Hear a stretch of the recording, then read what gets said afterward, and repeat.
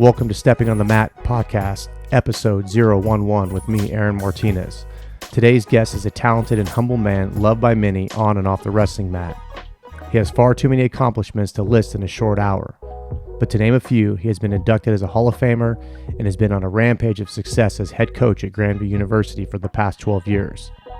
With 11 NAIA team titles and named Coach of the Year multiple times, it has become a question of many, what will he do next? He has mentored and guided many college wrestlers to their dreams of becoming All-Americans and national champions. Not only has he produced outstanding wrestlers, but he has also shaped and prepared young men, molding them into tough, resilient, and honest leaders. He is a loving father, husband, and God-fearing man. He has been personally connected to my story over the years and unknowingly inspired me to always raise the bar and to do so for my students so that they can become the best version of themselves. And for that, I'm forever grateful. Ladies and gentlemen, my honored guest, Coach Nick Mitchell. Welcome to the show, Nick. Thanks, man. Appreciate it. Yeah. Like the intro right there. Yeah, it was long. Yeah. Well, if I had to list all of your accolades, I think we'd probably spend an hour just running through them, and I know that you probably wouldn't like that at all. So man, tell me what's been going on. It's been a busy month for wrestling in July, so Tell me what's been going on with you. Yeah, I just got back from the National Wrestling Coaches Association coaches convention down in Florida. It was kind of a whirlwind, actually. The Wednesday before that, Coach Reedy, my head assistant coach, and I went to Tulsa, Oklahoma. We flew out that morning, did the high school coaches clinic down there. So we just go and show like an hour of technique to just coaches, and then taught coaching for about an hour, and then got on a plane and flew back. And then the next day flew down to Florida for the coaches convention, came back Saturday night. And then Monday morning, had to drive down to Kansas City. We had our conference coaches meeting. So this time of year is like nuts with that kind of stuff. And then, it's like one thing after another, but it's good. I like doing that stuff. Yeah. So like, how's that feel for you now? Like, like you've been in the driver's seat of the coach's position, and then you get asked to come do these coaching mentor events, and I know people have got their eyes on you and really want to pick your brain. So yeah, it's actually like one of my favorite things to do. I would actually prefer doing like coaching other coaches over doing like clinics for youth and high school kids. Like I love doing that also, but I think like you can make a bigger difference almost when you're like coaching other coaches, because obviously they're going to go out, and it's exponential. And so that's really one of my favorite things. It's just like helping people that like are fired up about the same thing I am, so I actually really enjoy doing that. Well, I think the impacts are great when you can do that. Like in the military, when we would do like leadership drills like that, it would be like, I looked at it like, if I can impact this one person because he's on a team, he's going to impact 40 people. For sure. And then that ladder keeps going and going and going. Yep. So you're busy with coaching stuff like that and doing some of those training camps. What's life been like with the family during that time? I know it takes a lot for you to get your schedule set, and then even coming here and doing this is another hour out of your time. Yeah, it's crazy. So my girls are 12 and 9, and so especially the 12-year-old, I mean, it's like nonstop with sports. I mean, she does cheer, she does competitive cheer, she does softball, volleyball, and then she's got like her church stuff going on, and then our youngest is like, she does all the other sports, like she's soccer, basketball, and then volleyball is going to be the only thing I think that they both do. And so this time of year, it's like slow down for a little bit. And then in a couple of weeks, it's all going to pick up again. So it's like you kind of take advantage of while you can. And it's funny because, most normal families go on vacation like in the wintertime. They try to get out of it. Well, I can't. It's right in the middle of the season. So our vacations are in the summer, which everybody's going on vacation then too. But we're like the only people that don't do anything in the winter, and so we travel when we can, and so you go see some family or go on a little family vacation, and it's usually pretty short turnaround, and then we're back to sports and work and everything else. So yeah. So where'd you guys do this summer for this vacation? year? We just went to Chicago. Actually, the girls hadn't been there, and so we did the whole hit it all up. Did the Shed Aquarium. Took them to a Cubs game, which is definitely the highlight. That was cool.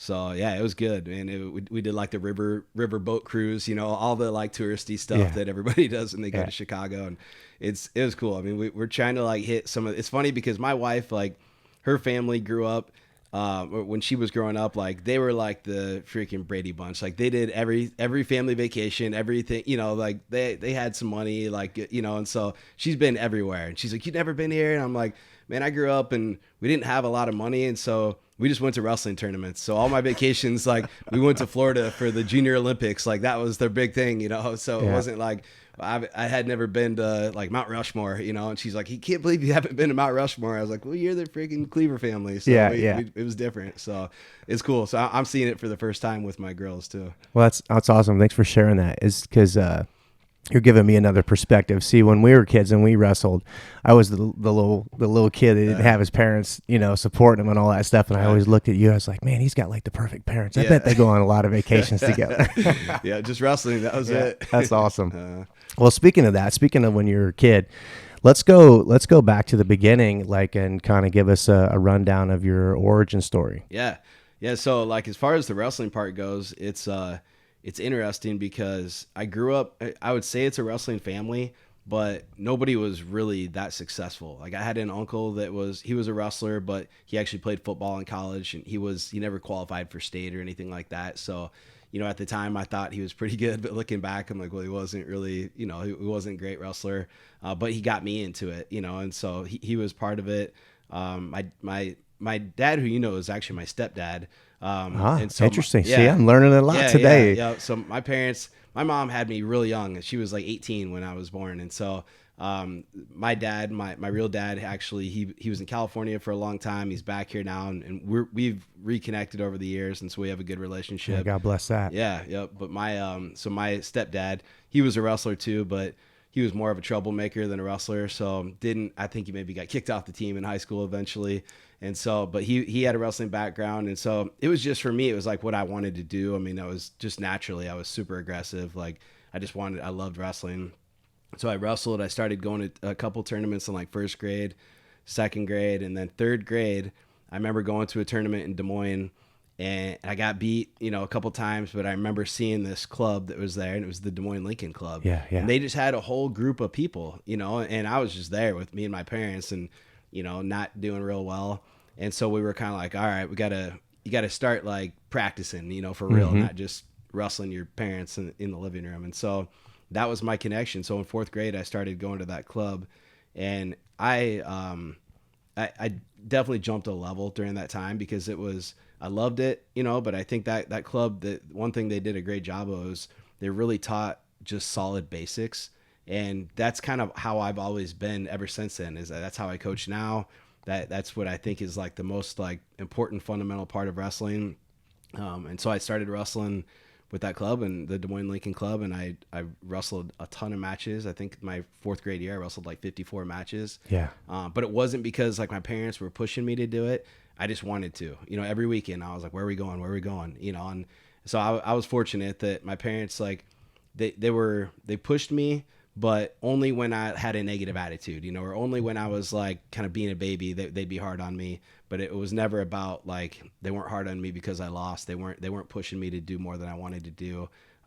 It was more, they were trying to hold me back a little bit. So it was the perfect situation. Yeah. So fourth grade. So when did you start noticing that, like, in like what grade did you start noticing that you were starting to like really take this on and you were a name to be known? Yeah. So that year, like that fourth grade year, I ended up like wrestling at like every tournament, you know, throughout the year. And then I went to the AAU state that year, and I got second place. I got beat a guy named Corey. That's a pretty big jump. I mean, not for doing that and getting second. Yeah. And I remember, so I wrestled this guy, Corey Stanley, who a lot of people from that era probably would remember. He was from Wilton. He ended up wrestling at the University of Iowa. He ended up being a couple times state champ in high school. But the funny thing is that what I remember from that match is he had two different color wrestling shoes on. And that was like, he beat me before the match started. I was like, dude, this guy has to be so good. He's got to be so good. He's got two different shoes on, man. Like, what do I do about this? And he just like kicked my butt. Like, I got beat bad. but I knew, at that point it was like, okay, this is like the goal. I want to, go for state titles, and I wanted to be great. And so from then on, every year I wrestled, and it got more and more serious. And I think probably after maybe 6th grade, I started like getting into some freestyle stuff, which again was almost kind of on my own, just going to tournaments and trying to figure it out as I went. And then eventually, like, I think in 8th grade, I started, Mike Land had a club. So Mike Land wrestled for Iowa State, and he was one of the first ones. Now there's so many clubs. Yeah, there is. We didn't really have anything like that when we were growing up, and he had this thing going, and I started going to it. And for me, that was another level jump, because he was, I would say, like, at the Des Moines Lincoln Club, they were kind of ahead of their time, because their basics were so good, but they talked a lot about like just being like mentally tough, which it was like just the idea of like believing that you could win. But when I went to Land's gym, he took it a step further, where we did visualization, we did affirmations. I mean, it was the first time that I was really taught like how that worked and what that meant. Right. And that was big for me, just getting into that next stage of it is like, just, it's that fine line between being, super confident and arrogant, it's just being like, dude, I know I can win, and like telling yourself this all the time. Yeah. And so it was like a real like concentrated effort on the mental side of things. And so that was big too. Yeah. Coach Lewis over at Lincoln, he came from military background, so it was no wonder why he had that kind of the basics, right, fundamentals, get it done, right? For sure. But that mental mindset with like affirmations and like going to that deeper space in your mind, to fill those voids with like positive affirmations. Yeah. I actually got a hold of that when I went to Jay Robbins' wrestling camp. Yeah. He had us all lay on the mat and take us through a visual experience to like be able to know how to tap into it, at least, right, to be able to create those things. Yeah. Instead of like you were saying, I seen the guy with the 2 different shoes, and now you're affirming that right, this guy's so much better than you. Gotta be, right? That's so awesome. Yep. So moving from there, so you got into, you're moving from junior high and into high school now. Yep. Yeah. So we, my family, we lived in Des Moines. We were actually like in the Hoover School District. So I grew up in the Beaverdale area. Hoover didn't have a strong program, and it was like a kind of a big mystery in 8th grade to where I was going to go to high school. Yeah. So same. It was kind of funny because, that was when like open enrollment was still, you could open enroll.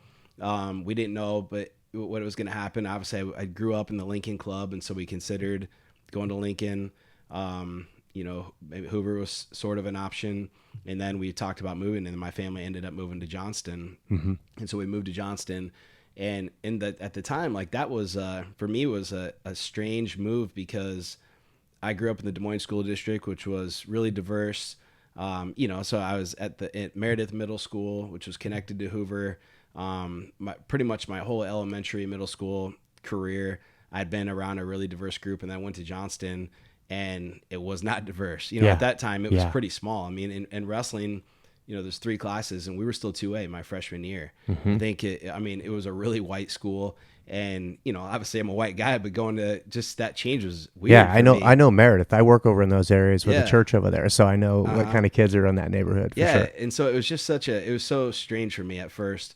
But it was a good situation as far as we had a good wrestling program, and there was a lot of people kind of in my boat that were moving into that school district. Johnston was really blowing up at the time. Yeah, you guys had a pretty stacked team from what I remember. We did, yeah. You had Ben Barnes. Yep. Ben Barnes was over at Dowling with me. That's right, yeah. Yeah. He's actually one of my best friends still. And so, Ben Barnes was on that team. Jordan Bully. Guys, Aaron Toney, that was real tough. We just had a good, solid group. And then we had as a freshman, I had some seniors that, some really good leaders on that team. Brad Beeman was a state champ that year. He ended up wrestling at Northern Iowa. He had moved from Lewis Central. His dad was an assistant coach over there, and his dad was a military guy also. And just a really good, solid background. But Beeman was a guy like we like idolized him. He was the man. He was the best guy in the team, 160 pounder, which I wrestled 103 at the time, and I thought 160 was like 260. It just seemed so big to me. But some really good senior leadership on that team. And so we ended up, we were ranked as high as second in the state that year. And think we finished maybe 7th at the state tournament. But that year, that freshman year, we had, I think it was 9 state qualifiers, and I didn't qualify. I got upset at the district tournament. Yeah, who did you lose to that year? There's a guy from South Tama. I think his name is Jeremy Mann was his name. I beat him pretty bad during the year, and I wrestled him. See, you had to go through it. Yeah, I had to go through it. Oh man, it was brutal. I mean, it was like, I wrestled him. So that was back. It was a district tournament. I had won the sectional. It was the district tournament, and basically, you only take the top 2, and I was winning a match, and I like tried to cradle him or something, and got put on my back and pinned. And I think my whole high school career, I got pinned twice. That was one time. That was one of them. Yeah, and that was one of them.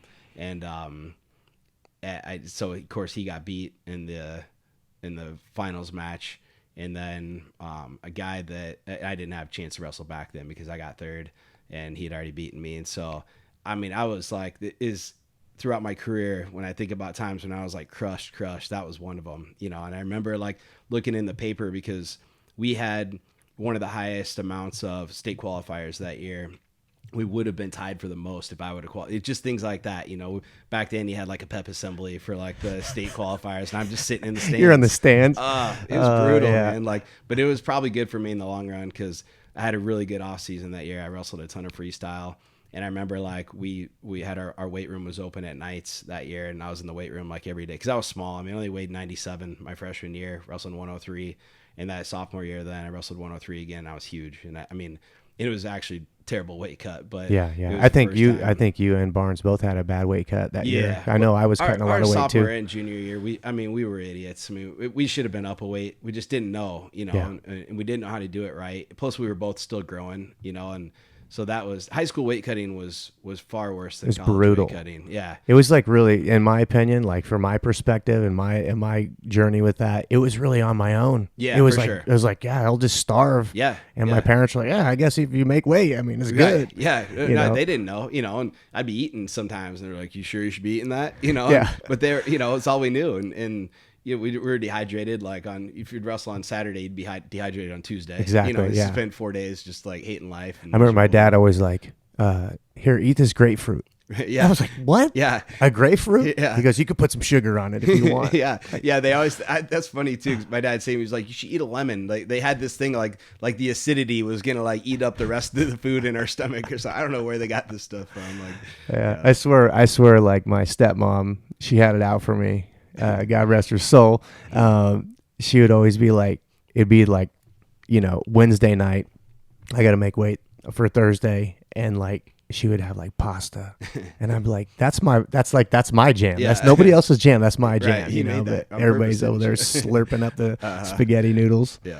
That's sure. awesome. Mm-hmm. Yeah, but it's cool. Like, so you shared your story with me about that loss at districts. Obviously I shared with you off mic here about mine, which you were there and got to witness it. Yeah. But I think that those things, like, you're exactly right. That I remember that, and it's always with me. And that's what motivates me. It keeps me going. So, for all those people listening out there, you lose a big match, it's not over. Just let that inspire you to do something great. For sure. So as far as inspiration goes, who would you say your biggest influence in wrestling has been? It could be, anywhere from like a family member, another wrestler, or, God, or whatever it is, who did you draw influence from? Yeah. I mean, it was like different through different stages of my life. So like I said, I mean, early on, my uncle was a big part of it, just because he was a wrestler and he was like a huge reason why I was attracted to the sport. But then, going to that club at Lincoln, the first coach I had was Mike Reeser, who his son Brad was. Yeah, Brad Reeser. Yeah. I wrestled him a couple times. Yeah, same. And he was really, like, early on, Brad was really good. He was really good when he was, and that was kind of like my standard to get to, And so when I could start like hanging with him and start beating him, I knew that's part of how I knew I was getting better. But Mike was a really good youth coach. Again, like really good basics. And then of course Rick Lewis. Through middle school, that guy was like such a big part of it because he was I got lucky because he was exactly like the kind of coach like I wanted and needed, because I liked coaches that were tough. you know, like, and he was big too. Yeah, he was He's a big guy. He's a Marine, you know, he had all these things that were like, I enjoyed as a all the way through. I wanted coaches that were like hard on me, and looking back on it now, it's kind of funny because he wasn't like that tough on us, but his persona was tough. Yeah. And so it was like, if he said something, I was listening, you know? And so he was a big part of it. But at the same time, like he was, you know, a really faithful guy. I remember you could never do this now, but at the end of every practice, like he prayed. He'd pray. He'd say yeah. a prayer at the end of every practice. And that was cool. You know, so that influenced me, just having somebody that I looked up to that I knew was a Christian, that was like, okay, this is cool. You know, this is okay to like follow this path. You know, and then again, the wrestling side of it, he was basics, you know, and taught us good fundamentals. And then, you know, switching into when I was in high school, it's funny because my coach was Frank Baltzley, and I would say like, it took me probably getting out of high school to look back and realize like what a good guy and what a good coach he was. And it's such a good example of this. I remember like when I was in high school, he would teach like just some basic stuff like, hey, when you sprawl, make sure you're on your shoelaces so you can slide down off the shot. And I remember him showing this and being in high school and being like, dude, this is like so dumb. You know, like, okay, you're telling me to slide down. I get it.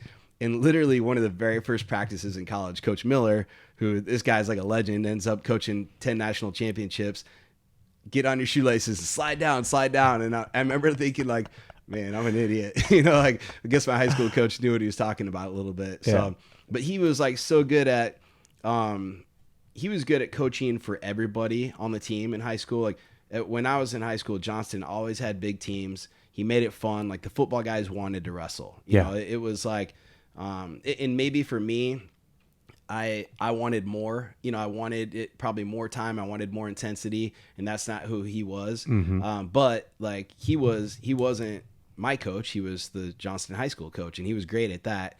It just, I was selfish, you know, I just wanted something more for me. And so, so looking back, you know, that he had a huge impact. And then I had an assistant coach, Mike Halder, who he was more intense, you know, so I realized good cop, bad cop. Exactly. Going on. And it was perfect for us and what we needed, because he was super intense and, you know, he was pretty fiery.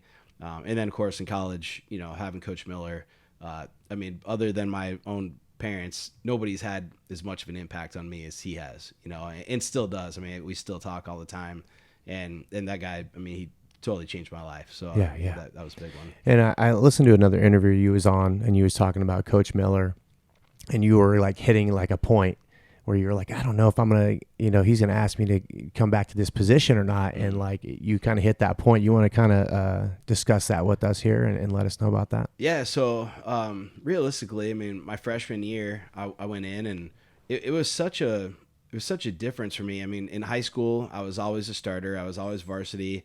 And so like, I never had to like fight for my spot really, you know? And so I go to college, and part of why I went to Wartburg was because I knew it was going to be tough. You know, I knew if I wasn't going to wrestle Division I wanted to be at a place where they were good, and I was going to get pushed. You know, I talked to some other schools, and a lot of them were telling me, hey, if you come here, you're going to start right away.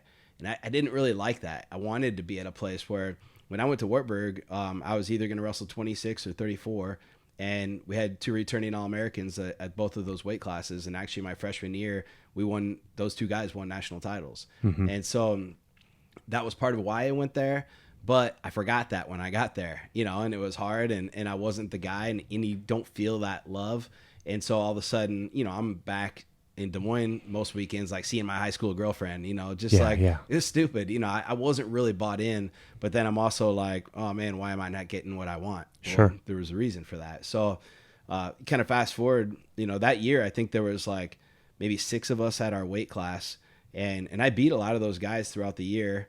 And then coming back the next year, you know, I'm hoping I can be the guy. Well, the funny thing is, when I come back, I'm like the only guy at the weight class. Like between graduation and some guys quitting and getting hurt or whatever, I come back and I'm kind of like the starter by default to start the year. But looking back now, I guarantee Coach Miller was like, he was looking for a new solution. You know, he probably didn't have faith in me at the time, and he shouldn't have. But early that year, I remember like sitting in practice, and he was talking to the team, and it was the first time I heard him say it, and I know he probably said it a million times, but it was the first time I heard him say, like, hey man, every day there's going to be things that you don't feel like doing, but it doesn't matter how you feel. Regardless of what you feel, you just do it anyway.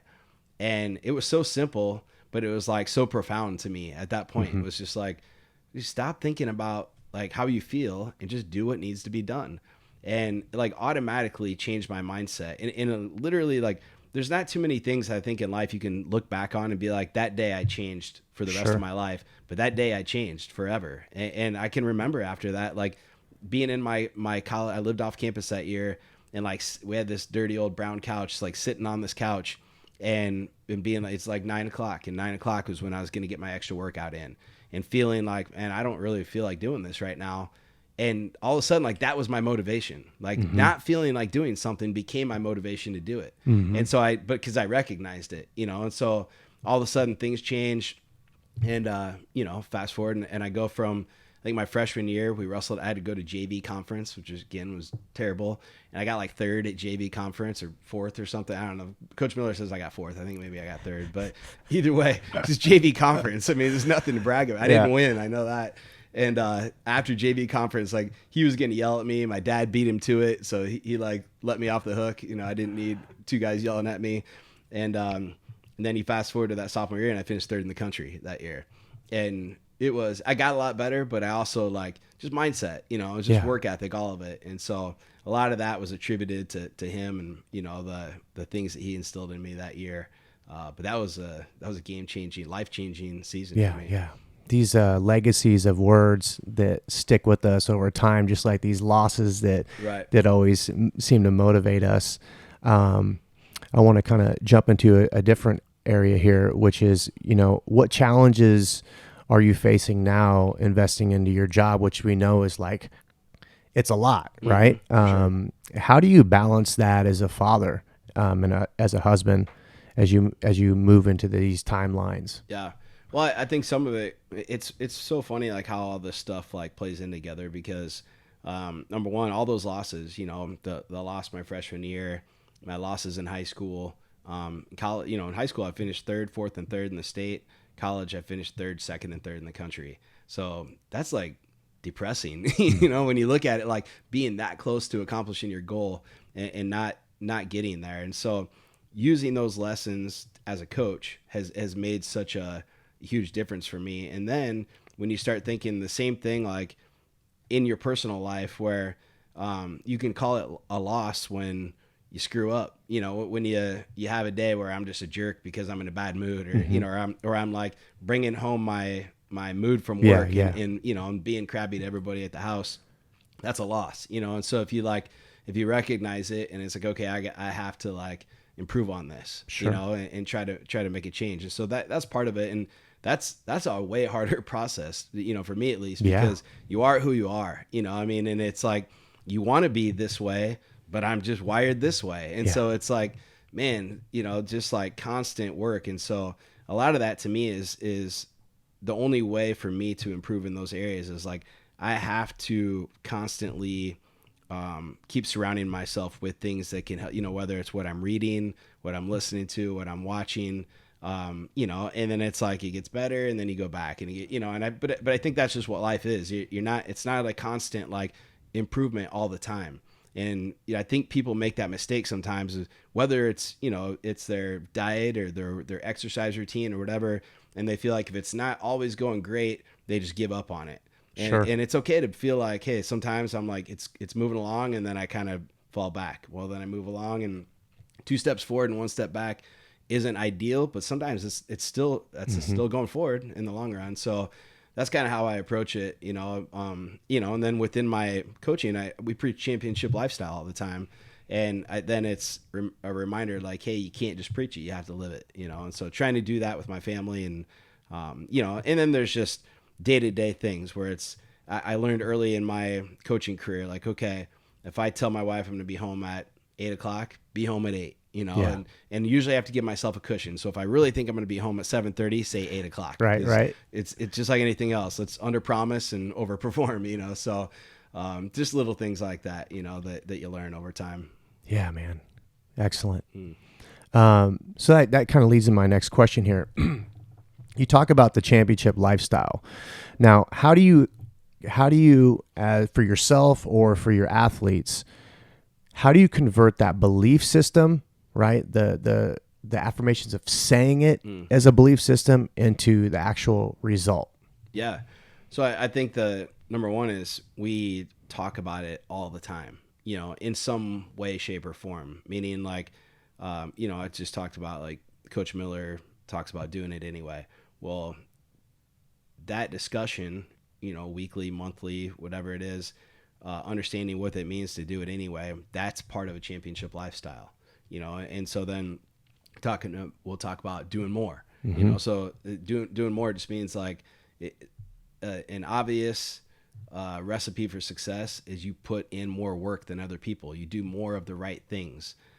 People want to like get more. They want to fast forward to that part, but to get more, you have to be more, and to be more, you have to do more. And so you have to back it up to like, dude, you do more than everyone else, and you do more than everyone else. And then pretty soon you become more, and then you'll get more.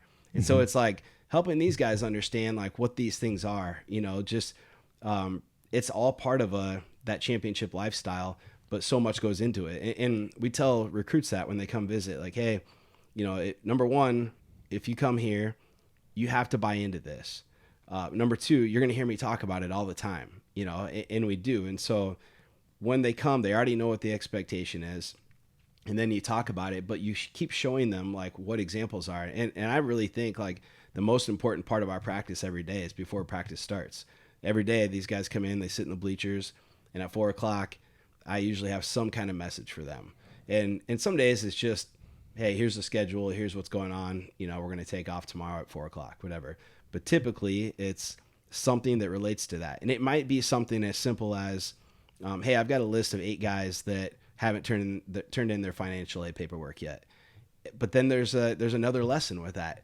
Take care of your business. Yeah. When things need to get done, get it done. Don't wait. Don't put Yeah, it you're off. going to alleviate stress Right. down the road. Exactly. With that. Yeah, for sure. And so it's these things, or of course there's you get an email that somebody missed class, and there's another lesson, and it's not just about missing class, but you want to win a national title, but you think it's hard to walk to class. If you think that's hard, you're not going to win anything. Yeah. You're not going to make the walk out to right there. for sure. And so those are the lessons that go into that. And so it's not even, I would say, like some of our guys will say, oh, what's your motivational talk going to be today? It's not really, I mean, it is, but it's more about, these are life lessons. This is how you do life successfully. And it's a reminder that all these things, when we say championship lifestyle, yes, of course it's going to make you better at wrestling, and that's part of our goal. But this is the thing that's supposed to stick with you when you leave. Because when you get done here, whether you win a title or not, that's going to wear off pretty quick. And realistically, 99% of the world's not going to know or care. But what they're going to care about is like, how do you live every day? And the other part is when you look back at your college career, if you did win a title, but you don't live the lifestyle, you're actually not going to be that proud of it. It's not going to feel that good. The thing that you're proud of at the end of the year the winning is great, but it's what it took to get there. Right. It's the sacrifice, it's the discipline. Those are the things that you really feel proud of. And so it's hard to get like college guys to think about that at the time, but again, like it has to be repeated all the time. And I think, again, my story is such a good reminder of that, because I know Coach Miller said do it anyway, probably 600 times my freshman year. I didn't hear it one time. And then finally my sophomore year, I heard it at some point, and so that's why repetition is real key.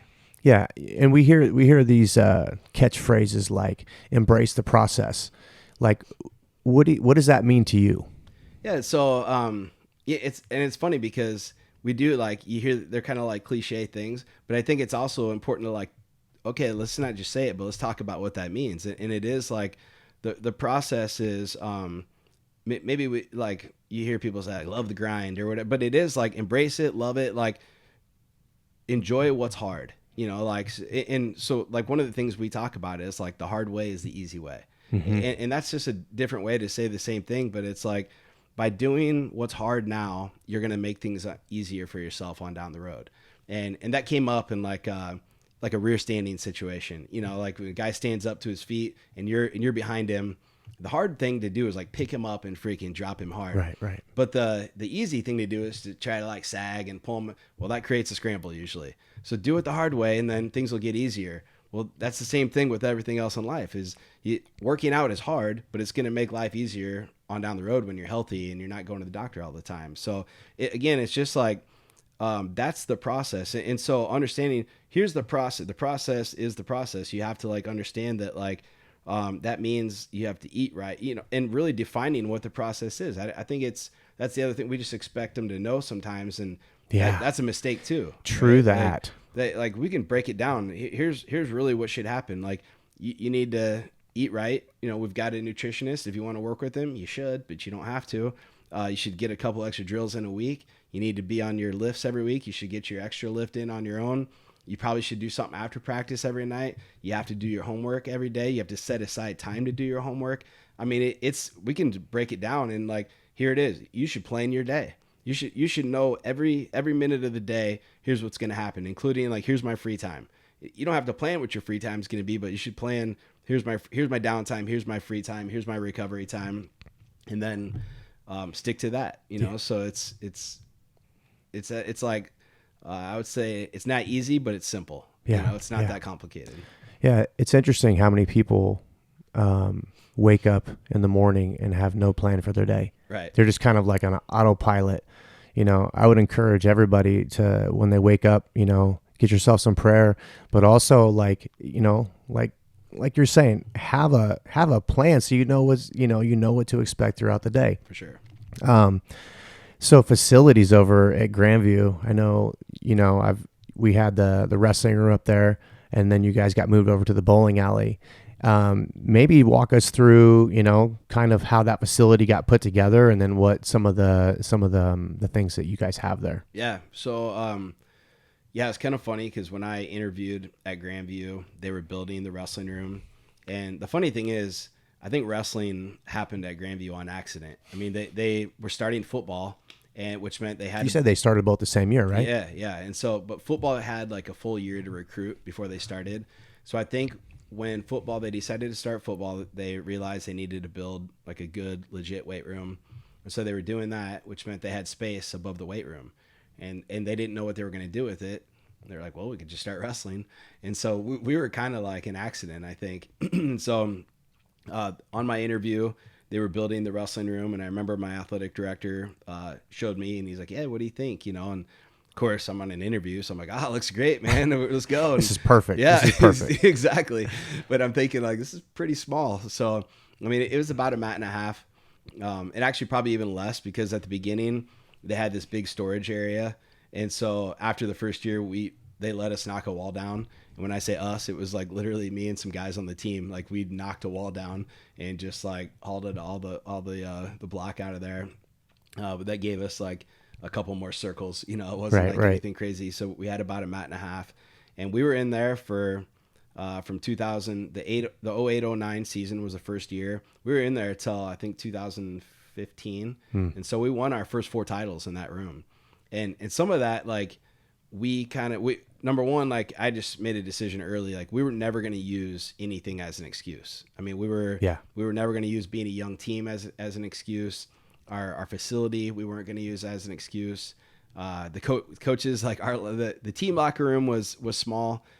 These guys, by the time we moved out of there, we had probably like 55 guys on the team, and there was maybe like 4 showers and like 20 of those half lockers. The coach's locker room was actually a bathroom. There was like a bathroom that has a shower in it. And so we had these like little blue like foot lockers that we hung on the wall. And it was super awkward because, you're like waiting for somebody to shower and everyone's like standing around in their towel. Well, it's like a public bathroom. So like somebody would come in and there's like 4 random dudes standing around in towels. Can you imagine? You just walk, you're like, whoa, what's going on in here? People just walk in. I'm having a meeting in here. Yeah, exactly. So that was great. But we just, never, it was no excuse, no complaining about it. But at the same time, it was like, okay, once we knew that we needed something different, let's figure out a solution, and my athletic director is big on that. I know he really like preaches, don't bring me problems, bring me solutions. Yeah. And that's how I always was like, okay, what's it going to take for me to get a full-time assistant? What's it going to take? What do I need to do to get a new wrestling room? What do we, and so after being in there, we got to the point where we were doing split practice because we had so many guys, which wasn't ideal. And finally we started looking at some different options on campus, and there just wasn't, we're kind of landlocked there. And then the old AMF bowling alley, which used to be the biggest bowling alley in Iowa, they shut down, and it was for sale, and it was for sale for pretty cheap too. And so they brought us down there and looked at it. And of course, at the time, it's just an old bowling alley, and you're like, I don't know how this is going to work. And it doesn't seem like the best, you got low ceilings, and it smells like cigarettes in there, and, whatever. So eventually they showed us some plans of what it could look like. And the other thing was it's about a half mile down the road off campus, just north of us. And at the time, I wasn't sure if I would really like that either. But it turns out that's part of one of the things I really love, because it really is, at least our section is just our facility. We've got 4 full mats in there, and they're 45 by 45. So we've got 8,100 square feet of just wrestling area. Plus, room for, we have 2 big sections of bleachers outside of that area. Outside of that area, we have all of our bikes and cardio stuff. So we've got a really good situation, as far as space goes. We've got our own training room down there. We've got a conference room, another office that our guys will use for like study time, or our GAs will use sometimes. And then like a little lounge area, team locker room, coach's locker room. So it ended up being great, and then being off campus I love, just because we're not like, I don't feel like we're ever in the way. We can just do our thing whenever we need to, and then it's easy. Like if other outside groups want to come in and use it or rent it, then we can do that pretty much anytime. So yeah, I was there for the Grandview camp.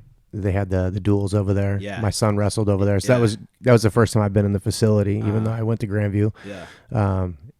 It's good. Yeah, it's awesome. It's good. I know you probably have some moments where you're like, I kind of miss the old grind in the old room though. So we actually take once a year, we practice in the old room. Beautiful. So we'll have the girls practice in our room, and because now that's our old room is our women's wrestling room. Okay. Yeah. I was going to ask that. So when did the women's program come in to play? So they've had wrestling now for 4 years. 4 years. Yeah. And they finished 3rd in the country this past year.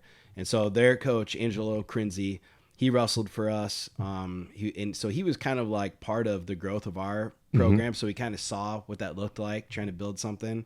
And he's done a great job. They're going to have over 40 girls next year.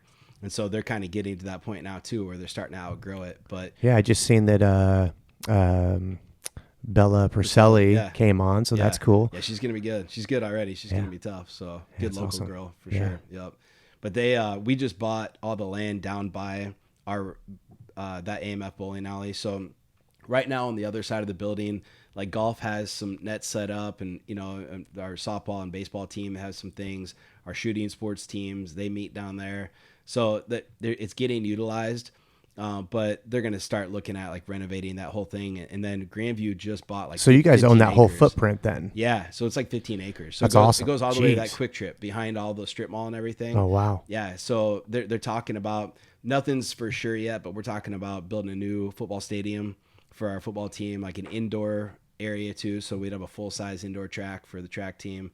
So if we can, we're just looking at right now, like what's the viability of doing the fundraising and some of that stuff. And once we get that figured out, they're going to move forward, and it's going to be cool. Yeah. Cause the football team is over at East, right? Yep. They use the East football field, and you guys use the, where do you guys use for your meets? So we compete on campus. On campus? In SISM. Yep. So we compete there. But yeah, they go down to East, and it's good. They redid the field turf when they started. They put in a new scoreboard. They built new locker rooms. They've done a lot for that. But again, they just want their own thing, their own facility, so that we wouldn't have to share. And obviously, as our campus continues to grow, it's nice to have something, that's ours right there on campus too. Yeah. Mm-hmm. And so you were speaking about fundraising. We know nobody likes to fundraise, but it is super important. Right. So you guys got a fundraising event coming up. You guys got your annual golf outing, right? Yeah. You Yep. maybe tell us a little bit about that. Yeah, it's coming up August 12th. It's one of those, I have a love-hate relationship with the golf outing because it's like a lot of work going into it. It's kind of stressful. It doesn't need to be, but I get a little bit stressed about it. But our other coaches do a great job of helping us fundraise for it. And it looks, we're going to be full. We've been full the last few years. We get tons of good sponsors. So, yeah, man, we're excited about it. So it's a 4-on-4. Yeah. Is that what it is? Yeah. Four-man best shot, four-person best shot. So, yeah, it's a fun event. So now it's cool because we get a lot of alumni. We did it the very first year before we even had an official season, and it's kind of fun to look back at that year because I think we had maybe 11 groups or something, and now we'll have 36. It'll be full, and so you get a bunch of alums. You get people that have come. I've got some connections through my dad. Of people that have come every year, guys from Liberty Ready Mix and PLS, some these guys are they've supported it since the beginning, and it's cool that they really, some of them have a little tie with Grandview. Some of them are East Side guys too, and so they like to support it. But some of them are just connections, of connections that come and support it. So it's a really fun group. Yeah. Speaking of alumni, I remember when I graduated Grandview, we had the alumni dinner. Yeah. And I got the 10 under 10 award. Yep. And it was, I'm kind of like you, I've kind of put personal awards aside. I kind of focus on other people. So I was honored to take that award, but it was super cool that you were the main speaker that night, which was super awesome, man. Yeah, it couldn't have been any better. I was telling my wife about that because she was like, "What's this podcast you're doing?" And so I was like, "Remember that thing?" Because how long ago was that? That was 2015? Probably, yeah. It's been a while, huh? 15, 18, something like that. I don't remember. It was a long time ago. It feels like. Yeah, because that's what I was telling her. I was like, that was the first time I think I spoke at that event. And it was cool that you happened to be one of the people. It was just it was just by coincidence, basically. Yeah. Well, I don't know if I believe in coincidence. Right. I believe that God aligns people in certain times for certain reasons. Yeah. So, I took that as God was reaching out to me to connect with you, for whatever reason, and it just so happened that you were the speaker that night. Yeah, so cool. It couldn't have been, that was my award. It wasn't, I could have done without another award, but that was the value for me that I took away from it. So that's cool. I appreciate that. So speaking of how God makes alignments, how has faith played a role in your life? Yeah. So, I think the biggest thing is especially in my career as I've gotten older is really just perspective more than anything. And it's so hard, everything we do. I would say maybe not everybody, but maybe people like us, you get wrapped up in it. You just get you just dive in so head first. And, with starting the program at Grandview, it was such a undertaking to start a program and then have like such a high expectation for what it was going to be. And so, you know, those first few years when I wasn't getting what I wanted, it was like, you're just so invested in it. And so just like having that, I like center to go back to, what was so key for me, so early on when we weren't winning, that was so key. And then all of a sudden you win 9 straight national championships.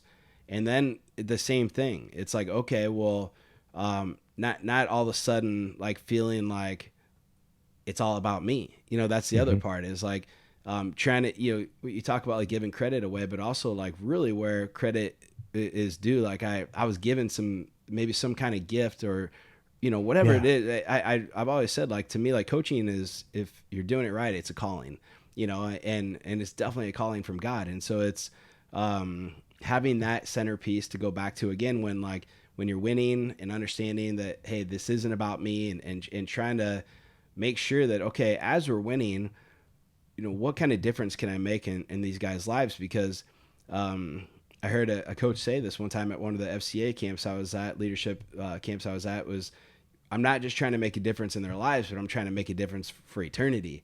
And I'm like, dang, that's a heavy, powerful. That's a little bit of a heavy burden though too. When you're like, how do you do, because again, like we're in a world where we're trying to be respectful of everybody, because not every guy on the team is a Christian. Not everybody, Sure. you know, and have a diverse background and come from maybe a different, you know, I've had Muslims and, you know, non-believers. And so like trying to be an example of that so they know where my priority is, you know, so that side of it.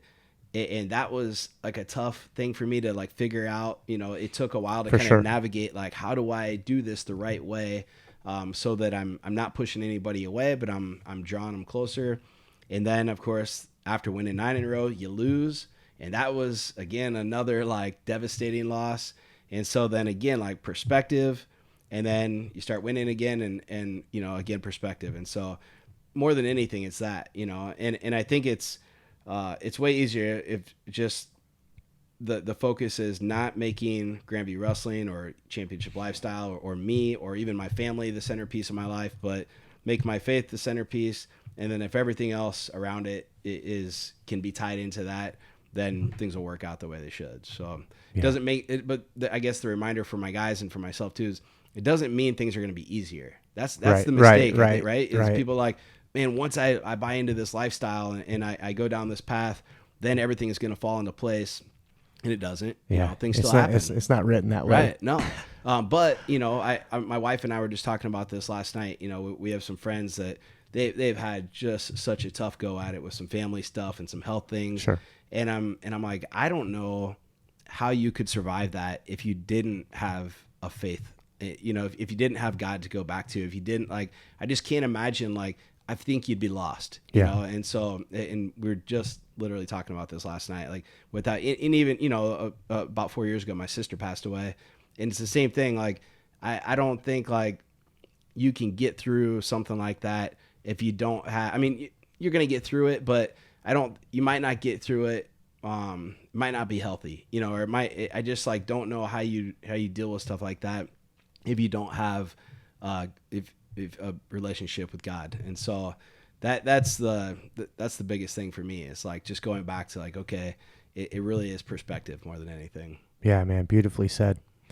Yeah. I think a lot of people when they're young in their faith walk, you know, they'll be praying like, oh, let me get this win today. Let me get this win today. And then they lose and they're like, oh, you know what? Right. This isn't working, you know, but like it's proven like, that it does, you know, and there's a deeper lesson that we need to learn inside of a loss too, whether it be a loss on the mat or a loss in our family. For sure. So, now let's get back on wrestling here. What do you, so future recruits, I know a lot of listeners are probably like, now they got their ears all open. They're like listening, waiting for this answer. What are you looking for as a coach when you look at, high school kids for recruiting? I mean, obviously, the first thing we look at is, are they good? You know, I think coaches don't say that. And it's right. true. Like, no, it's true. You're lying, man. 100. Like, we like winners, you know, so that helps. You know, so that's the first thing is you're looking at success. And then usually the one of the first things we do is reach out to the coach and just ask him like, hey, what's this guy like? You know, how are his grades? What's he like personality wise?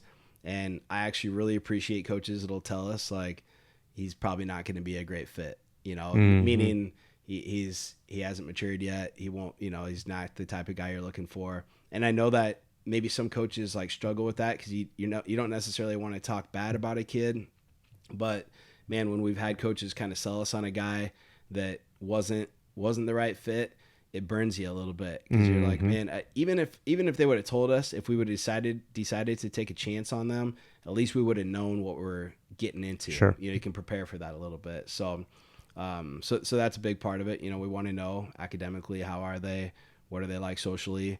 And then, you know, we bring them on campus and we tell these guys, you know, straight up that, hey, when you come, even though this is really like you trying to find out what the best fit is for you, we're doing the same thing, you know? And so we talk about these things. We ask some questions and we talk about the championship lifestyle idea. And I tell every guy that comes, if you like that and that's something you want to buy into, you're going to love it here. But if that's not you and you just want to win and just do enough to get by in school, just don't come here. That's okay. You know, like, we're not going to be upset. It's okay. You know, and it's funny because especially the last few years, we've lost some guys, some recruits that I was like, at first I was like, man, that guy could have been a difference maker, and has gone to some schools like that we compete against, and you're upset. And then you just see how it plays out at those other places. And I would say 90% of the time, those guys, we find out, because it'll be one of our guys will tell us after the fact, like, hey, coach, we didn't want that guy anyway. And we're like, oh, that's good to know. And then you see it and you're like, oh man, there's a good reason why we didn't get that guy. You know? And sometimes they even end up, having some success, but you still know like how they live their life and what their lifestyle is about. And you're like, man, this isn't it. So that's a huge part of it. Sure. Yeah. We see that in professional sports too. People that are like highly successful, but then they're like, getting arrested on the weekend for this or that, Right. So well, here's something with that I think is so key though. Like when you talk to, especially again, like with college guys is, they all kind of want a roadmap to follow to be successful.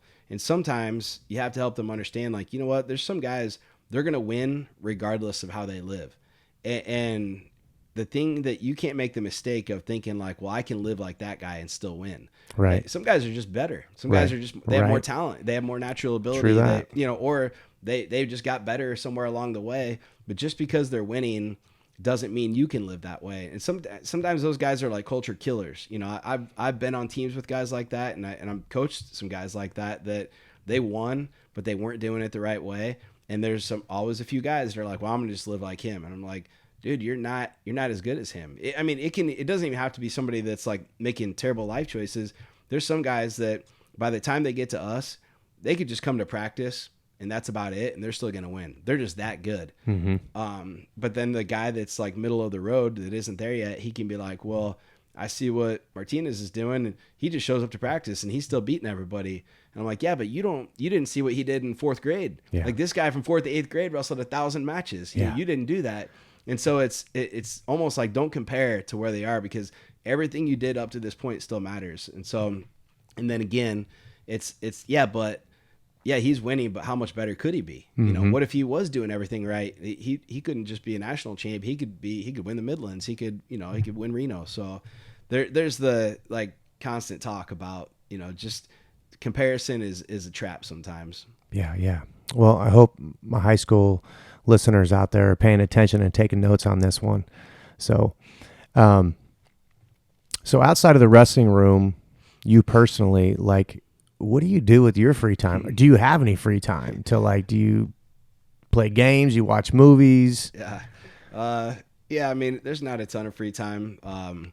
It's funny. A couple of years ago, we went in with our parents. We had a boat, and man, we were out like 2 summers ago. We were out a ton. Last year, we were out like half as much, and this year we're like, we need to get rid of it because we're not going to be out. And it's funny because I've like paid attention to how many times we could have been out there, and it would have been like 5 times, and I'm like, well, that definitely would have been a waste of money. So, you enjoy stuff like that, but right now a lot of it's just chasing the girls around, meaning my daughters, and and just like seeing what they're doing and following their events and taking them to stuff. And I like doing that. I love it. That's a big part of it, and so other than that, I like to golf, but I don't golf very much, and I'm pretty terrible right now. And so, we'll play in a few golf outings throughout the summer. And again, like you plan your travel this time of year. But yeah, realistically, other than that, once you get in, like school's about to start and it's go time, it's just going to be something you're just running most of the time. It's interesting you said that about golf, because I'm terrible at golf. Like I can do anything. Like if you throw me a basketball right now, I'm good. You throw me a football, I'm good. Right. For some reason, like golf is never consistent for me. So I think that's why I like it so much as well. I've gotten better at like reminding myself, like, hey, you shouldn't be good at this. You don't play enough, because I get mad at myself and I used to be better. That's the thing. Cause I used to play, like when I was in Waverly, I played consistently and I wasn't good, but I was like bogey golf, Yeah. And now I'm like, I just suck. And I'm like so mad sometimes. I'm like, what are you getting mad about? Like, you don't practice, like you just went like some dude just how many swings did you do today, Nick? Right, exactly. Like some guy just walk in the wrestling room and think he's going to be good. And like the same thing with golf, and so I'm like, whatever, man, I'm just having fun. Yeah, I noticed a big change in my game when I just got golf shoes. Right, Exactly. For sure. At least the long game got better. Yeah. I was talking to TJ Moe, and I had him on a couple episodes ago, and I was teasing him like he had two girls, Yep. and then you got two girls, and I was like, it's kind of a blessing because like being a coach, being a dad coach is not easy. There's a lot of lessons learned in there, For sure. and then imagine if you did have a son, Yeah. Right. where's your time to meet with him during wrestling season? For sure. You'd have to turn that over to another coach. Yeah. I get So- that question a lot with the girls. Like, are they going to wrestle?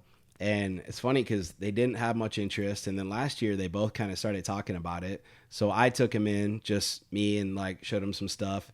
And so they both kind of say they're interested. And I probably need to like push it more to see if they want to do it. But I need to get them in, all right, that's fine. This is the club. You're going to go do this and go check it out and see if you're really interested. But I don't think that it's probably for them. They're not really, my oldest especially, she's not really wired like that. But it's funny, once they get going, you can kind of see like, oh, there might be a little something here. Yeah. But you're right, though. The boy thing is funny. My assistant coach, Reedy, he has one girl and two boys. And so he had a daughter first and then a son. And then the third time he went to find out what they were having.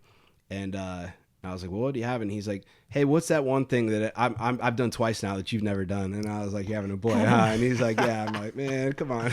Yeah, I had two girls to start off too.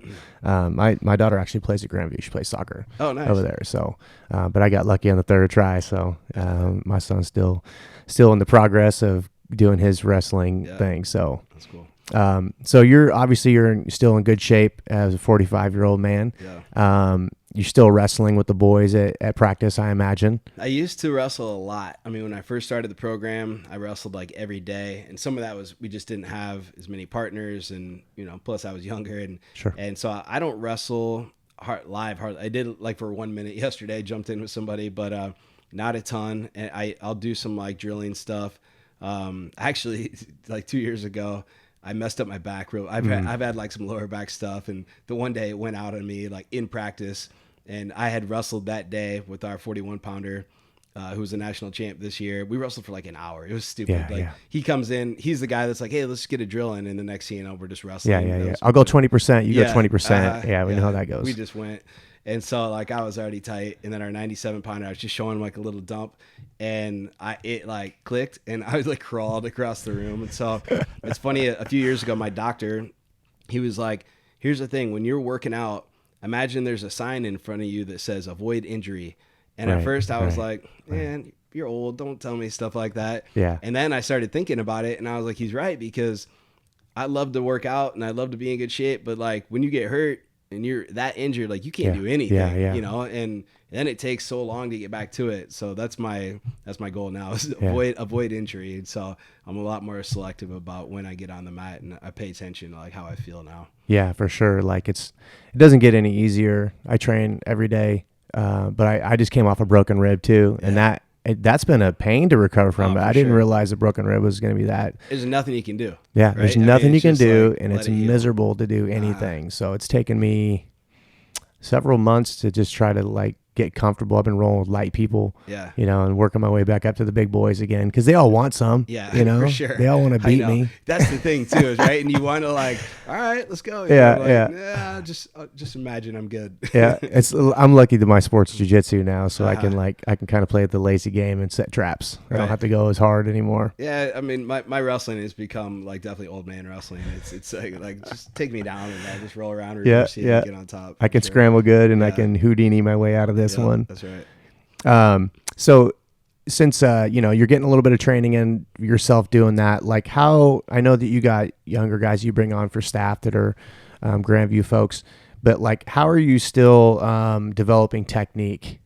Yeah, so part of it is that, I mean, it's like our young coaches like make such a big difference on our staff, because those are the guys that like, number one, they kind of help you, like you kind of forget what it's like to train as a college athlete. And so we'll ask them like, hey, how are you feeling? What do you think? Like, should we go easy today? So we utilize guys in that way. Obviously these guys that come in, they've got their skill set.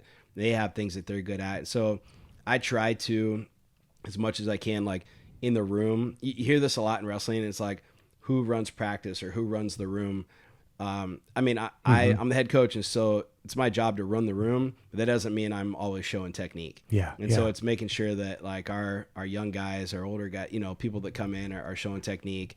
So that's a big part of it. And now there's so much access to technique. Oh boy. I mean, it's so much different than it used to be. And I don't even know if people appreciate like how much is out there where you can just get online now. I mean, I could learn something new in a minute, watch something and pick something up. And then you kind of disseminate between, all right, what's good and what's actually worth showing. What's probable and non-probable. Right. Yeah. And again, because I'm into basics, sometimes I see stuff and, or even one of my coaches might say, hey, what do you think about this? And I'm like, just show that guy that individually. Let's not show the whole team, because all of a sudden then you've got 30 guys that aren't skilled enough that are like, oh, I'm going to try this. And you're like, nah, that's not for you. So that's part of it, I think, is like helping guys understand what's right for you and what's maybe let's go back to something more basic. Yeah. Obviously wrestling has evolved since me and you have been on the mat actively, but like, where do you think wrestling is going technique wise? Like, how do you see it evolving and where do you see it going over the next like 5 years? It's interesting because I feel like wrestling it's like fashion. It like goes in cycles. Yeah. You start seeing stuff that like I was talking about our 41 pounder earlier. Like when he first started wrestling for us, he was like arm barring people, like the old chicken wing. And I'm like, nobody was doing that, and then all of a sudden it's like, because people kind of got away from it, it worked better, because when people get away from something, they kind of forget how to defend it. It's funny, like think about like a tilt series. Like I remember maybe 8 years ago, we showed like a cross wrist, like roll through tilt. And it was a little bit like, people thought it was more like, oh man, that's kind of dangerous, or it's more like a high level tilt. Everybody just did like a basic 2-on-1, like load them up tilt.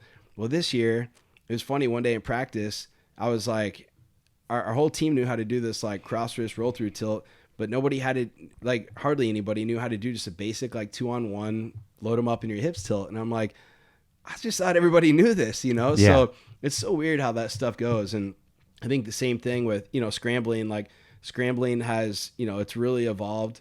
But they put some good rules in college, where there's like a danger rule now, where if you're break 90, so that's kind of changed how scrambling operates. And so again, I think it's back to like, solid fundamentals, clean finishes, we spend so much time on finishing clean because everybody's a good scrambler now. And I feel like, maybe that was something as I was coming up, maybe me and some of my friends that were like, had wrestled a lot, we had a good scramble ability, which meant just an ability to, if I was really beat, to not give up a takedown, where now, everybody knows like, hey, here's what's going to happen.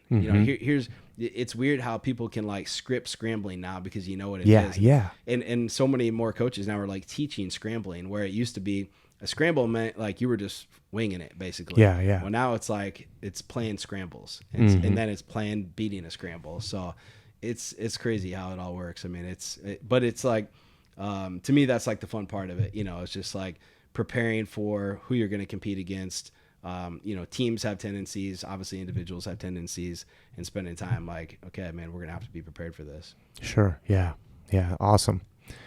So, I want to get a couple, usually when I'm doing a show, I try to reach out to people, especially if they're people that know you, and allow them an opportunity to ask some questions. Yeah.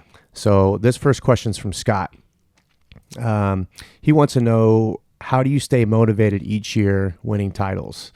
And how do you motivate the wrestlers? I mean, as far as my side of it, staying motivated just isn't hard. I mean, I just want to win, but here's the thing is that, again, for me, it's not even like just the winning is not the end point. Like, I just want to find out like, how dominant can we be? Like, what's the best version of our team look like? And so part of that then with our team, to motivate them is thinking about like, again, we don't talk about winning championships hardly ever at Grandview. We really talk a lot about like, again, what's the best version of the team look like? And the example of that is this past year, we won nationals by like 50 points. Well, we tell our guys like, hey, winning by 50 is great. But if we would have won by 5, we still would have been the national champs. Right. And so if you win by 5 and you still get all the same stuff we got, you still get the title, you still get the trophy, you still get the banners, but winning by 5 is not good if you can win by 50. Mm-hmm. So that's the reminder for them individually too, is, hey, it's not just about winning. It's really about, was that your best performance? Because again, like, you might major somebody, but what if you could have teched him? What if you could have, you can win the national title, but what if you can be the outstanding wrestler? What if you can, dominate all the way through? And so that's really like how I stay motivated. And again, I'm just super competitive anyway. And so that makes it easy to stay motivated, but it's also about, like, it's the puzzle to me of the team. It's like, how do I help this guy who I know is struggling mentally right now? How do I get through to him? Like, that's the part that, like, really, like, lights me up, this guy, whatever, he's struggling technically, then that's the part. Okay, we need to work on this. But these guys that are struggling mentally, or this guy's struggling with his personal life, or he's struggling academically, I know that if we can break through on that, then he's going to have a breakthrough on the mat somewhere. And so that's the part that, like, I love that chase of just dealing with the issues of each athlete individually. Yeah, that's well put. I mean, I think most people that don't know you personally, don't have a chance to talk to you, would just assume that, like, the trophy at the end is the main thing. But I know that, as a coach, you want that other guy that may not get there, isn't predicted to get there, and he gets there. For sure. That's another goal, even though you're going to get the title anyways. Yeah. Yeah. Some of it, it's beating people you're not supposed to beat. Those are the things that you hang your hat on. It's, a guy overperforming, because like you said, at the end of the tournament, if you win, unless you win every match, there's still something that you're like, we could have got that. You know what I mean? I'm always, like, hung up on the ones that we didn't get, and you hurt for the guys that didn't accomplish their goals. And at the same time, every national tournament I've ever been to that we won, I'm already thinking about the following year. All right, what's this next team going to look like? Where do we need to get better? It's like, it kind of sucks because and that's probably something I've gotten better at, is like, hey, enjoy this, feel, and it's something we tell our guys after the season when we win is, hey, you can enjoy this and celebrate this and still get to work on everything else at the same time. It doesn't have to be like, celebration time doesn't mean like, whoa, I'm not doing any, I'm not going to school. I'm just partying for the next couple of weeks.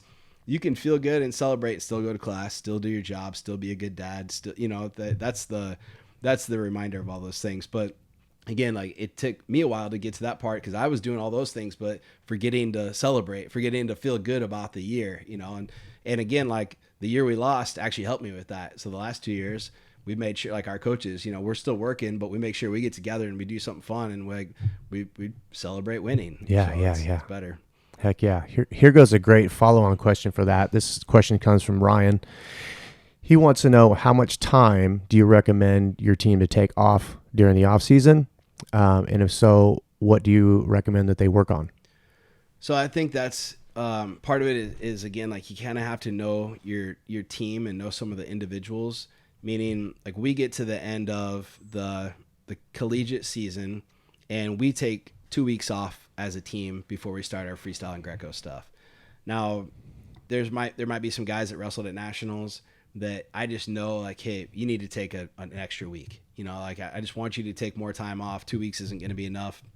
And then there's guys that, if they didn't wrestle at nationals, they might not have competed since February. And I'm like, we're going to take 2 weeks off as a team, but you could probably be in there. You probably need to get back in the room. Where some guys, I'm like, don't even come in the room. And so we take those 2 weeks off. We go through the freestyle and Greco season. That goes until, like, the first week of June.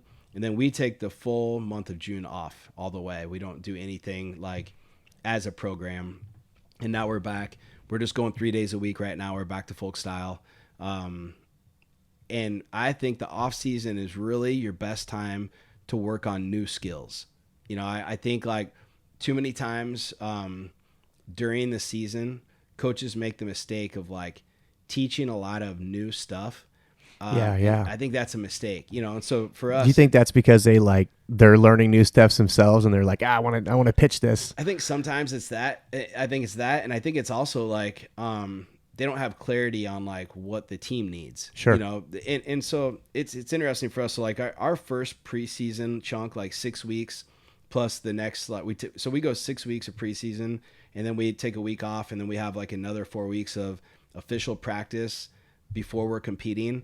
I've got like a 3-4 page list of stuff that I want to try to get through during that time.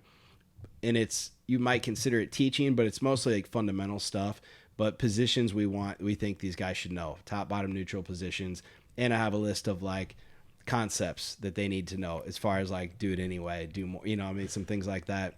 But we try to get through that stuff. And then once we get to season, we're doing the same thing over and over and over again. And it probably is monotonous. And sometimes the guys are like, oh man, we're going to work on shot defense again today, but that's what wins. Yeah. And so, a lot of our stuff during the season is based on what we see in competition. I mean, almost all of it is like, we have individual stuff, and then we have team things that we see, and we go back and we hit that stuff over and over again.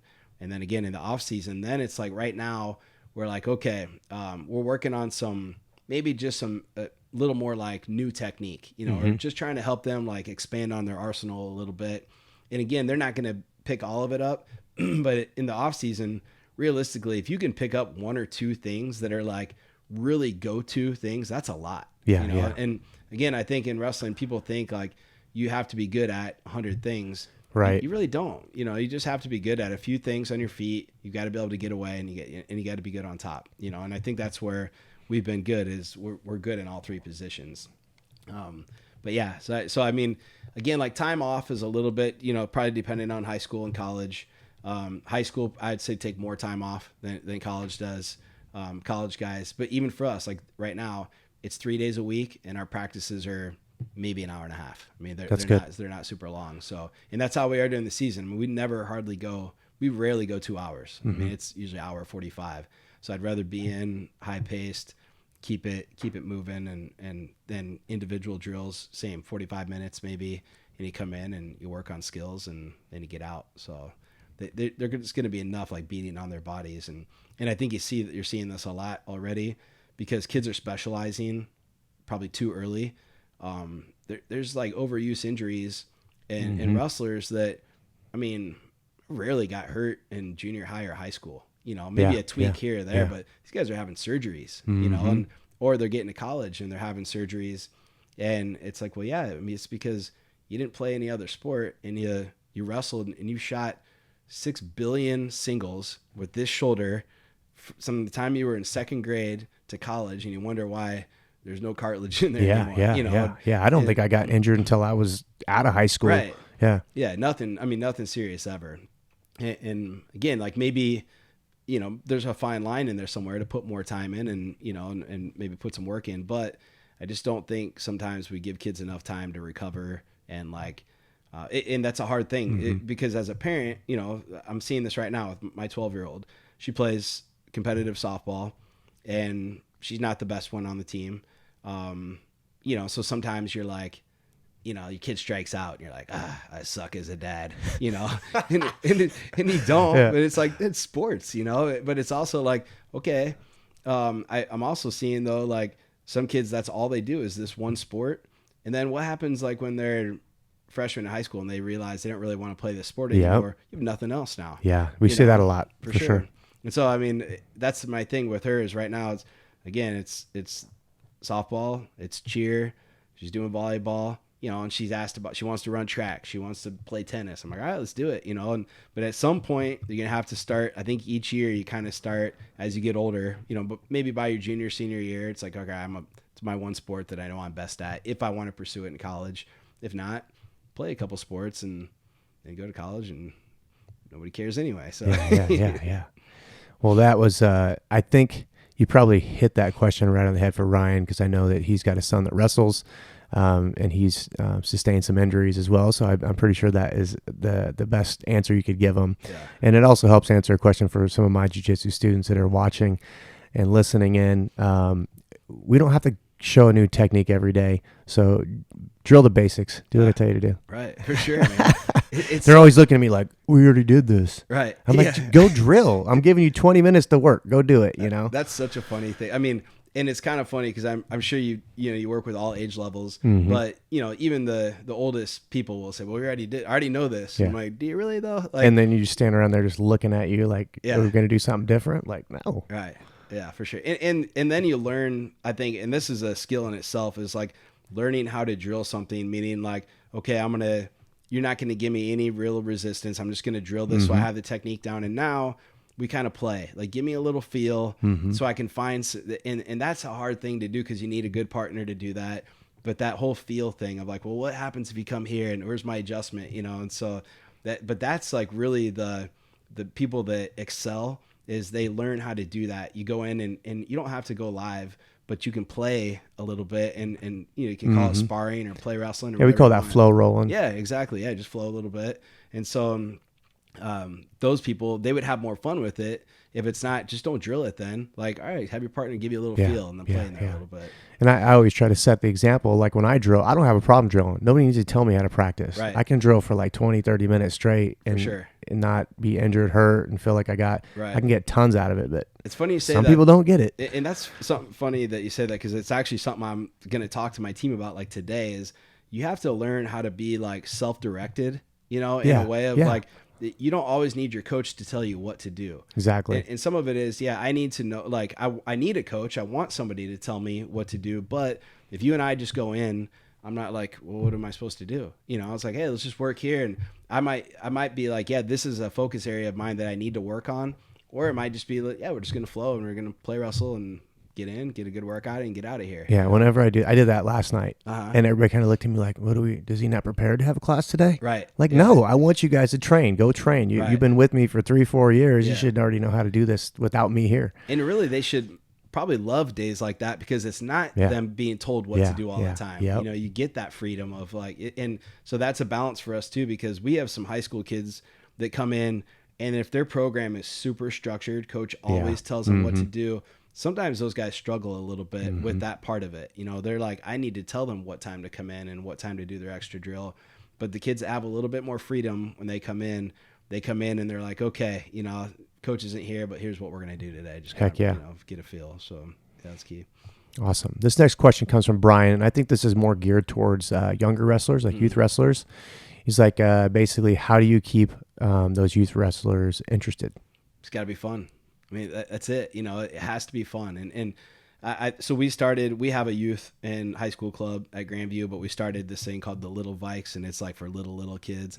And when we decided to start it, I told those guys, like, here's the thing, man, like, this is fun. We want to teach them some fundamentals, but I don't want to like give those kids a freaking popsicle when they leave and like just play games and make them associate fun with wrestling. Yeah. You know, and so fun's a part of focus. Right. You know? Yeah, for sure. Right. And so I think that, again, we make this mistake and maybe it's like the part of the country we live in. It's Iowa. It is. A lot of times is like, oh, we have to like, we're going to condition. Like, dude, until you got into like high school, do you ever remember being tired in a wrestling match? Like you don't need to condition middle school, elementary. Shoot. Kids. And I remember that, you know, when we'd see each other at wrestling tournaments, it would be like, these kids are running around the place and they're like, then they go do their match and they're back to running around chasing each other. Like they never run out of gas, you know? You didn't pay attention to what you're eating. You know, you didn't have like eating like a egg McMuffin in the morning or something and go wrestle. You know, it didn't matter. And so again, we're like, we mess up and do the wrong things. And so I think that part, I think the other big mistake we make is we compete way too much when we're young. Sure. You know, and you look at like, the Russians, they have like a whole protocol of like, you know, when they compete and how much they compete. And a lot of it is more about like, you don't compete you compete rarely until you get older. And they spend time on like gymnastics and body awareness, drilling, learning things the right way. Cause again, like I think like these young kids, a lot of times they go compete, you know, and especially if you're just getting into it and then you wrestle a guy that's like, he's way better. And then you get your butt kicked and you're like, well, that sucks. I don't want to do this again, you know? So hold them back, you know? And again, like I competed a lot early on, but I don't know if it was the best thing for me, even though I wanted to, and I didn't even get pushed to it. Maybe if my parents would have been like, no, we're not going this weekend, you know, maybe it would have held me back a little bit because I did get wrapped up too much in like winning and losing and, you know, winning a state title. And like it really matters if you win a AAU state title, you know, in 6th grade. And all of a sudden you get beat by the guy with 2 different shoes in 4th grade. And then all of a sudden you have an expectation of winning a state title is going to be really hard. It's a big deal. You put it on a pedestal, you know, and it makes it, it's all, you know, it changed everything where maybe when he wrestled there, maybe, you know, you don't know, but all of a sudden maybe that thing would have helped me just be like more calm when it came time to a quote unquote big match. So I think make it fun. Don't overtrain them. Make sure they play other sports, and just trust that like it's funny. Just this past year, Steve Mocco had a son that either All-American or was a national champ in Fargo. Doug Schwab's kid just won a Greco title, but he also like did real well in freestyle. And these are two guys like, and throw in Nelson Brands. Nelson Brands, obviously son of a Brands brother. Like Doug Schwab and the Brands brothers are like some of the most intense people we know. Mm-hmm. Nelson Brands wasn't that good in high school until like his senior year. If you look back at like and I don't have any idea what he did in like junior high, right? But he developed, but they trusted the process. The same thing with Schwab's oldest kid. I know for a while there in elementary and middle school, he was doing okay, but he wasn't winning he wasn't winning Tulsa. You know? Right. But these guys, they held him back. They trusted the process and let him like, what do they do? These guys are in gymnastics. They do other sports. They're around wrestling a lot, but they weren't training to win Tulsa in 4th grade. And I'm not saying there's anything wrong. Like some kids are, I mean, I have friends that's what they do and that's how they train, and hopefully it works out for them. I'm just not saying that you don't have to do that. If your kid is not the best right now, just give it time. I mean, half of youth sports is like who hits puberty first. You know, it's like who's stronger, who's more developed. I mean, it's not like, yeah, there's some, obviously skill is important, but be patient and don't take it as a reflection of you. Don't take it on as a reflection of who you are as a parent. It's hard to do that. You know, my daughter drops a pop fly. I'm like, we got to work on pop flies. Yep, we're going to do 100 of those. Right. After practice. Yeah. And it's like, well, if she doesn't want to, then I'm not going to do it. So that's so key. So much to be said. We could probably do a whole hour just on this topic for both the athlete and the parent. Yep. 100%. So yeah, I would agree. My son, he does wrestling and jiu-jitsu, and he was kind of, I watch him when he goes against really strong, tough wrestlers, and he has some of those struggles with getting his, dealing with the nerves and anxiety, the kid with the 2 different colored shoes. Yeah. But then when he's in jiu-jitsu, he can just destroy those people. Right. And I'm like, what's the difference? He goes, because I'm completely relaxed when I'm doing jiu-jitsu. And I'm like, there you go. Then we just have to apply that to the wrestling now. But, as a dad coach, I've learned how to just sit back. And now he's in high school, so now I can really sit back and just be a fan. Does he listen to you when it comes to stuff like that? Of course. Yeah. Me and him connect. That's like good. Nothing else, But I stay out of the coach's way and let them do their thing with them. So, and it's made our relationship way better and easier to deal with, like, to get home after a meet or a tournament, and just accept the wins as a win and the losses as lessons learned. So this next question comes from Tanner. He wants to know, how do you deal with anxiety before a competition? And that can be for both sides. As an athlete, how do you deal with nerves and anxiety, and how do you deal with that as a coach? And what would you recommend that people do pre-competition to, get better and improve in their anxiety? Yeah. So I'll say the coaching part quick, because it's gotten a little bit easier, but like, part of it is like, if my family's not there, I have like pictures on my phone, just of my family. And it's like, dude, when you're stressed and like super tense about what's going to happen, you look at those pictures and you're like, okay, this is a lot more important.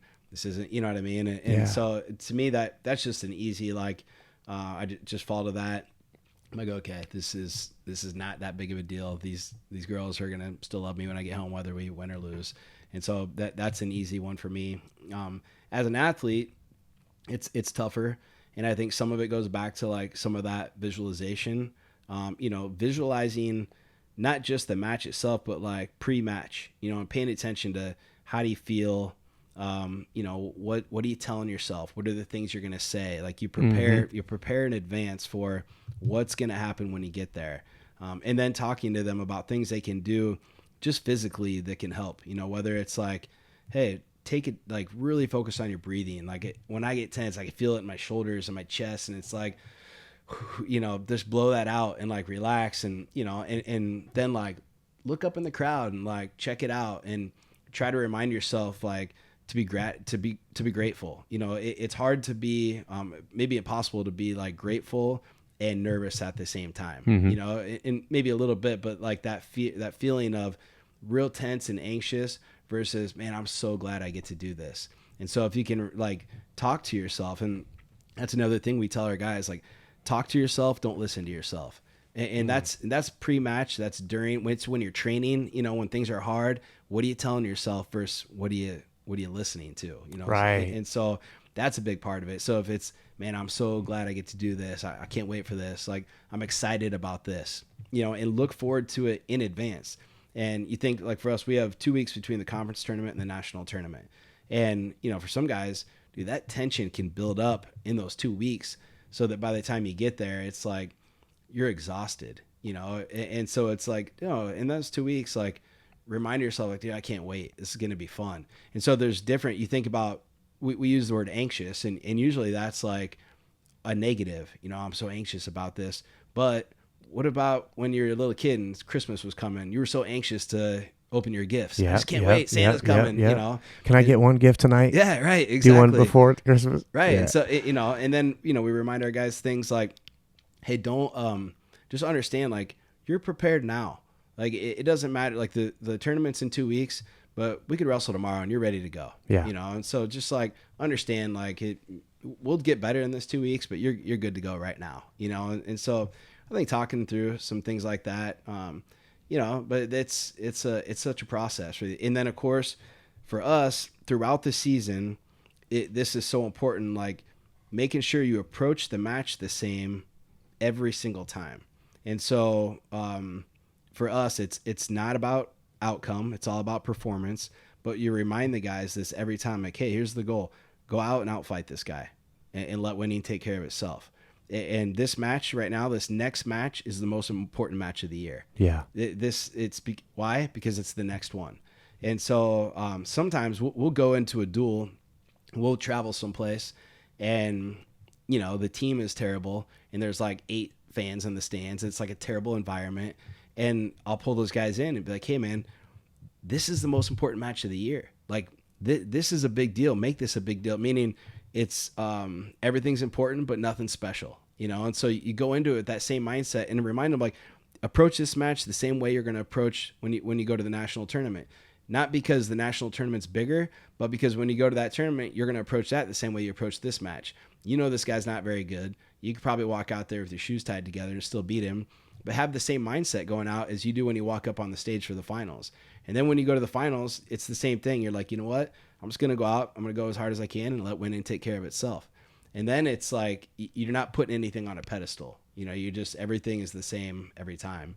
And so if you can get good at that, like making, you know, the same approach, the same warm-up routine, you got to create routine, I think, is key too. The same routine, the same approach, you tell yourself the same things, you eat the same things, you know, you focus on the same goal, which is fight, go hard, let winning take care of itself. And then it's like, well, now I'm just focusing on controllables. I'm not worried about like what this guy's ranked or who the official is or what's at stake or any of those things. Then that can take the pressure off. So those are all like, I mean, and there's a lot of that, you know, it's every single time, and you practice it throughout the season. And then hopefully you get to a point where you're like, man, I'm going to do what I can and trust the outcome, and we'll just see what happens. Wow.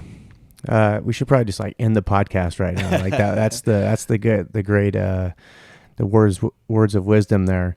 But, man, I hope everybody got that one. Write it down. So we're going to go to this last person here. Dustin has a question. He wants to know,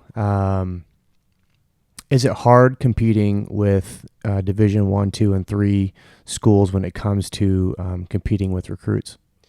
With Division 1, yes. You know, I mean, of course it is. And it's funny because when I took the job at Grandview, I had competed at a Division 3 school. I coached at a Division 3 school. And at that point, NAIA programs didn't really have a great reputation in Iowa. Part of that was just because we didn't really have any programs that were real successful. And the other thing is, in Iowa, you've got these Iowa Conference schools, and they've been around a long time, and a lot of those people were competing or were coaching, you know, throughout the state. And so it was kind of a familiarity thing. So that was one of the things that I've really taken pride in, is like kind of changing the perspective of what people think about NAIA wrestling. Yeah. I think that's been really important for me and for our program. And, you know, and realistically, when you boil it down, small college wrestling is pretty similar across the board, you know, and I mean, I could argue that NAI is better, or, you know, people might say D2, or, you know, of course the D3 guys are going to say they're deeper. And, but realistically, wrestling's wrestling, yeah. You know? And so my big thing was, okay, regardless of, Division I, NAI, Division II, Division III, we want to put ourselves in a situation where if you come here, you don't feel like you're settling for anything. And so it's been a huge reason why, we train the way we do. It's a big reason why we've competed the way we do. It's, you know, meaning like the tournaments we go to, the schools that we try to compete against. We just try to do everything that give the guys an experience that even though you're at a small school, you feel like you still have a big time experience. So that was part of like our wrestling room. You know, that's one of the things we talk about is our wrestling facility is kind of an example of how we do wrestling at Grandview. We're a small school, but we got the best wrestling room in the state, you know, so it's, you can have the best here. And of course, like when you're talking about the Division I thing, man, some guys that's just what their goal is. And that was kind of their dream, and that's what they want to do. And that's fine if that's really what they want. But you have to remember the Division I national tournament is 3 days of the year.